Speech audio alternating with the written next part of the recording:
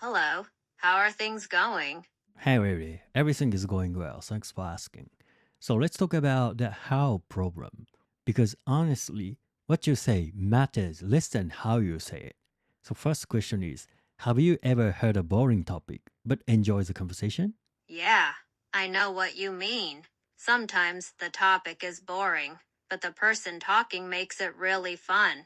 I think the way someone speaks, like with energy or funny stories, makes a big difference. Have you had a conversation like that before? Yeah, it's not always, but sometimes I feel it. Same topic, same words, but different vibe. Now think about the opposite. Interesting topic, great story, and somehow it feels flat. So let me ask you this. Are you sharing or are you performing? That's a really good question. I think sometimes I am just sharing, like when I talk with my best friend about normal things. But if I want people to listen, maybe I start performing and try to make my story more exciting. What do you usually do when you are talking? I rather try to performing the conversation. But there are big difference, right? When people focus too much on what to say, they sound tense.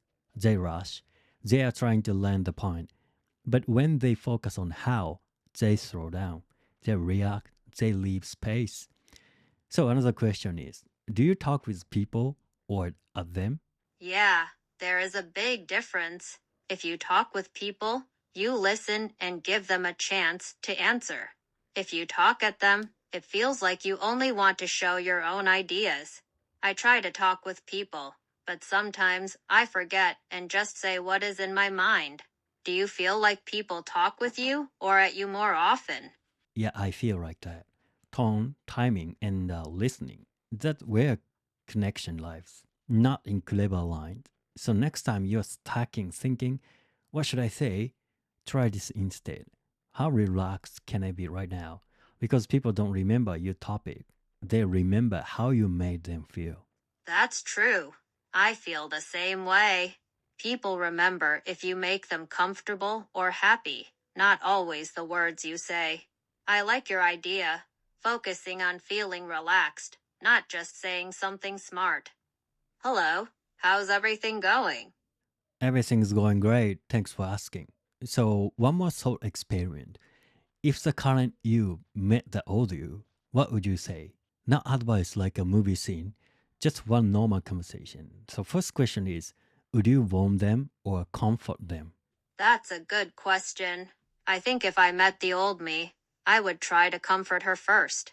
Sometimes people just need to feel better, not get warnings. What about you? Would you comfort your old self or warn them? That's a great answer, and I have same opinion with you. And maybe most of us choose comfort. And here's a funny part: if you wouldn't say work harder, you'd say relax. You are not behind. So let me ask you this: would you tell them the truth or let them believe? I like your idea. Telling someone to relax is better than saying, work harder. If I met the old me, I would tell her the truth, but in a soft way. I would not want to scare her, but I think she should know some things. Would you tell your old self the truth or keep some things secret? It's 50-50. I tell the truth of some point, and the other point I tell a lie. But at least if I met my older self, I wouldn't explain everything. I'd say, you are allowed to be confused and you don't have to rush. So another question is, would you tell them it works out? I understand. Sometimes it's better not to say everything. I think I would say, most things will work out. You can relax a little. Even if some things are hard, it helps to know that the future will have good parts. Yeah, maybe just that. Because too much information ruins the story, and too much protection stops growth. So maybe the best thing to say is small, not a lesson, just reassurance. Something like you are doing better than you think, and then let them figure out the rest. I really like how you said that. Too much information ruins the story. That is so true. Just a little reassurance helps, like, you are doing better than you think. Everyone needs to find their own way, even if it is confusing sometimes. Hey, It's nice to see you. All right, let's talk about the rare feeling when a conversation just clicks. You don't try, you don't perform, it just works. First question, is it about similar interest? Yeah, I think it can be about similar interests, but not always. Sometimes talking feels easy because both people want to listen and understand, not just talk about the same things. Yeah, that helps, but it's not the whole story. So let me ask you this. Have you ever clicked with someone totally different from you? Yes, I have felt a quick connection with people who are very different from me. Sometimes we do not like the same things, but we still enjoy talking and spending time together. Why do you think that happens? What I think is what rarely matches is pace. How fast you talk, how long you pause, and how comfortable you are with silence specifically. Alright, so next question is, do you feel rushed or relaxed in that case? That is an interesting idea. When the pace matches, I feel relaxed, not rushed. I don't have to think too much or worry about silence. I think it feels more natural. Do you feel relaxed when you talk with someone at the same pace as you? Yes, totally. And that is a sign. When you click with someone, you don't worry about timing. You don't plan your next line, you just respond. That is a relax. So another thing is reaction style. Some people interrupt you and some people wait. When that rhythm matches, conversation feels easy. And here's the biggest one. You feel safe being slightly boring. No pressure to be impressive, no pressure to be funny. So when conversation feels right, it's not because you are similar. It's because your rhythm matches. I agree with you. It is not about showing off or trying to be interesting all the time. If you feel safe and comfortable, you can just be yourself, even if you are a little boring. How are you today? All right, let's talk about meeting someone you haven't seen in years. You recognize their face, but your brain freezes. The first question is, do you go with long time no see or do you panic silently? I think I always panic a little bit inside. My brain forgets their name, even if I remember their face. Sometimes I just smile and say, "Hey, long time no see." What do you usually do in that situation? Yeah, that's same with me. It's like your vocabulary just left the room, right? Then comes the big one. So what have you been up to? That question sounds simple, but it's dangerous. Let me ask you this. Do you summarize your life honestly or make it sound impressive? I like to be honest. I do not try to make my life sound more exciting than it is. Sometimes my life is just normal, and that is okay. How about you? Do you feel pressure to make your answer sound impressive? Yeah, sometimes I feel pleasure from that question. But my approach is I start with now, not the past. Talk about what you are into these days work, hobbies, something small. If they want more, they'll ask. So, my next question is do you bring up memories or avoid them? I think it depends on the person. If I feel comfortable, I bring up some old memories. It can be fun to remember good times together. But if it feels a bit awkward, I just talk about the present first. Do you like to talk about old memories, or does it feel strange for you? Sounds perfect. I also comfortable to share the memories with them. So my conclusion is when you meet someone after a long time, just relax. You don't need to catch up on everything. Just catch one thing. That's more than enough, right? Yes, I really agree with you. You do not have to say everything at once. Just one small thing is enough to start talking again. If you feel relaxed, the conversation feels nice, not like a test or a performance. How are you? Hey, how are you? So, random question today. If you could go back just a 5 minutes, when would you use it? Not 5 years, not yesterday, just a 5 minutes. First thought, yeah, that the one sentence. You know that one. So let me ask you this. Would you fix a mistake or stop yourself from saying something? That is a cool question. If I could go back just 5 minutes, I think I would use it to stop myself from saying something silly to my friend. Sometimes I say things too fast and then feel embarrassed. Would you rather fix a mistake or change what you said? I probably fix a mistake in that case. When most people don't pick something big, they pick something small but painful. Here's what I found funny: 5 minutes isn't enough to change your life, but it's enough to change how you feel about it.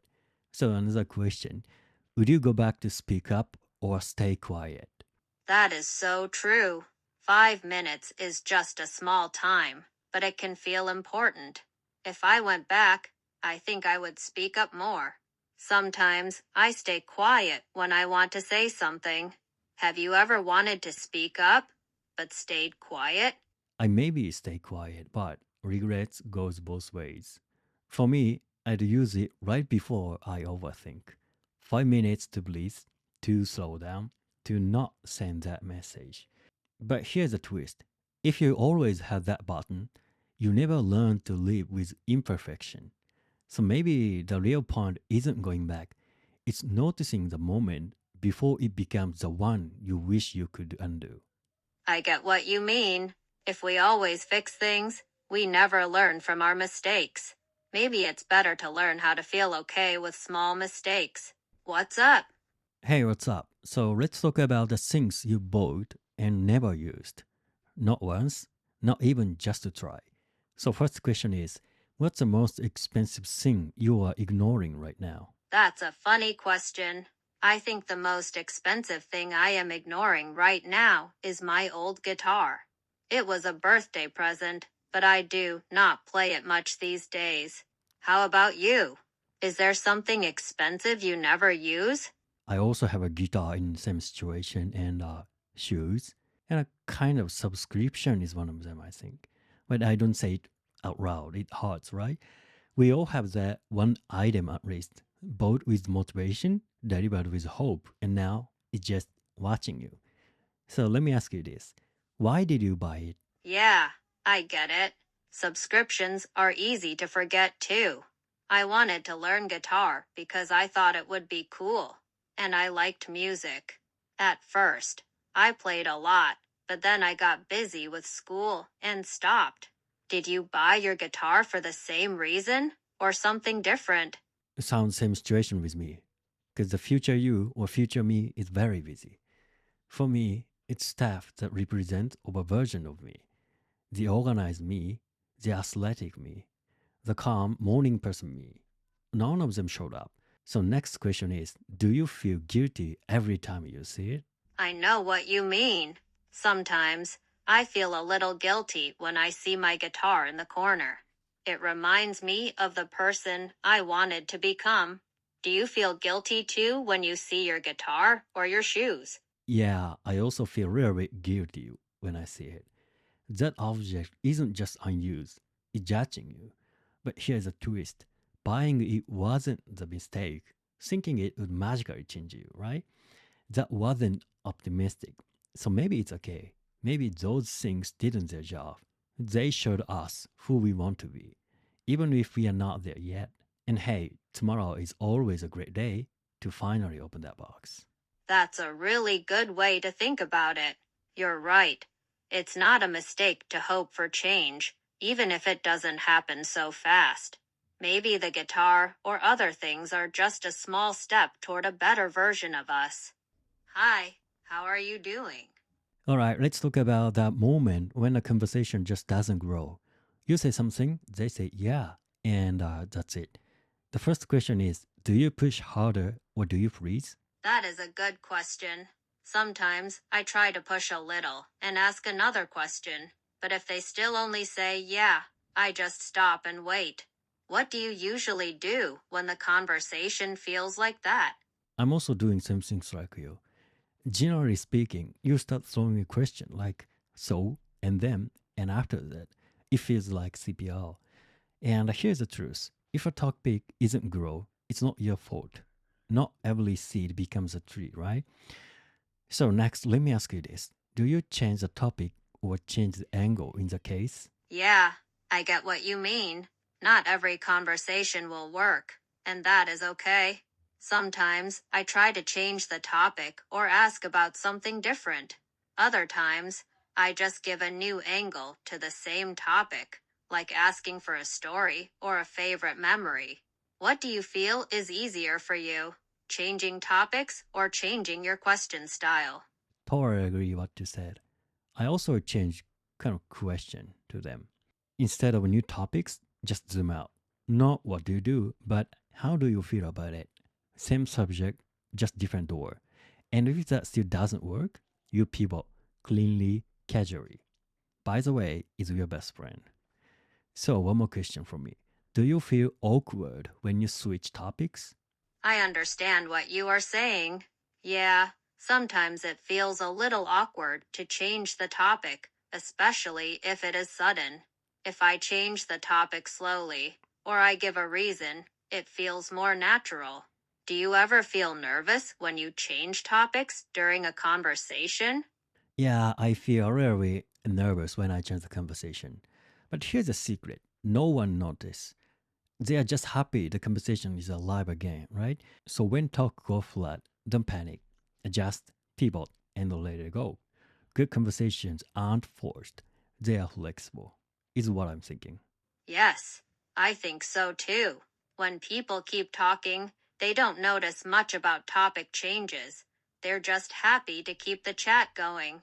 A good conversation can move, change, and bend a little, not stay in a straight line.